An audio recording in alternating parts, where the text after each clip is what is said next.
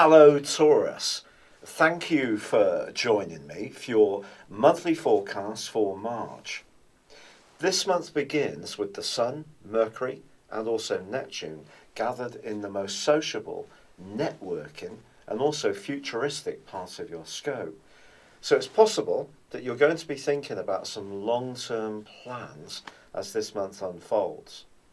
Now it is true that the Sun is combining with Neptune in the first 4 days. So this can give you a more idealistic mindset about what's possible. This could be true about work, it could be true about holidays, and also relationships. But Mars and also Venus, your ruling planet, are locked away in a more private part of your scope as this month begins. And it's possible, therefore, that some old issues are reverberating around inside of you, particularly over those first few days, because Mars is going to be in opposition with Jupiter. So essentially, we have Mars joining in with the rather restless spirit of Uranus, which has been in the part of your situation to do the more psychological side of life for some years now. So as this month begins, this could make you a bit more impulsive, particularly when it comes to your social situation and perhaps even your love life. Now, it's also possible that with Mars in opposition with Jupiter, something around your work or career which may feel out of balance could be something that you try to address. But it is going to be important not to be too impetuous, because it's possible that you could be tempted to be so when the facts and information that you're working from may not be quite as clear as would be good for you. Fortunately, as the days tick on, Mars is forging a brilliant angle to Saturn.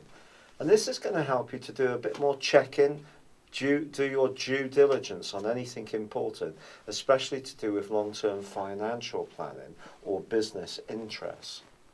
Mars is actually going to be moving into your sign on the 10th. A wonderful arrival. It's going to recharge you with even greater drive and enthusiasm, and also it's going to see you feel much more purposeful and punching through and being more clear-headed. But Venus, your ruler, does go into a retrograde on the 4th. Being in the 12th solar house, it's possible that if a relationship isn't working at all well, that from then until the end of the month, it will be intensely reviewed by you. It doesn't mean to say that it's going to come to a close. What it means is you just need to check out what you want, become much more aware of the more psychological side of your needs, and perhaps make some changes.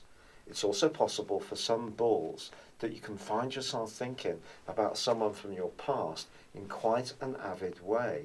And all that can come to the fore on the back of the full moon, which occurs on the 11th.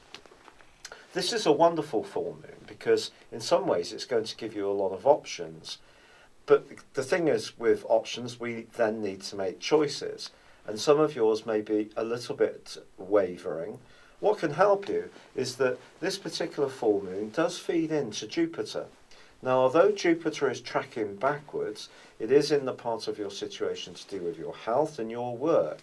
And it suggests that if you can be more creative in how you earn your living, the following 2 weeks can be a very uplifting time for you. It may see some people applying for jobs that do give them an opportunity to show more flair and personal initiative. If, however, you are trying to sort out what to do about your love life, I think it's possible you may go out, be more playful, interact with other people, but still you may be thinking about the whole issue of sincerity and genuineness around the deepest ties in your world. But that's just right. You're just surfing the energy of this transiting retrograde in Venus in the right kind of way. But then Mercury does switch from the upbeat, friendly 11th house on the 14th into quite a closed area for you, and the Sun is going to follow suit on the 20th.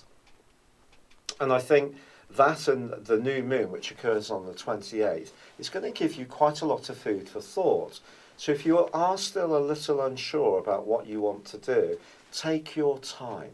The link between Mars and also Neptune that occurs in the last week of this month is going to be very helpful to you. It's going to see you getting some information or support from people that you can trust and rely upon. But this last phase of the month may also see you feeling a bit more detached and isolated from the people that you can't quite just naturally relate to. Although this may be a little bit of a daunting phase, it is just that, a phase. It's true also that Mercury itself is going to be going across Uranus as well as the month comes to a close. So another potential for a restlessness.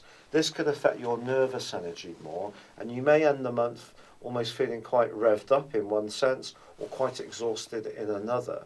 So do manage your physical vitality the best you can.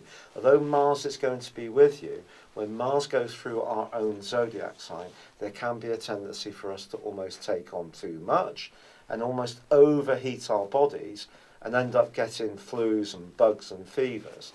So it's going to be important to pace yourself. But I think the first 2/3 of this month can be broadly very, very sociable. It's just about making the right decisions about who you spend time with or who you decide not to spend time with anymore. It's been a real pleasure being with you. Thank you for joining me. Good luck and goodbye for now.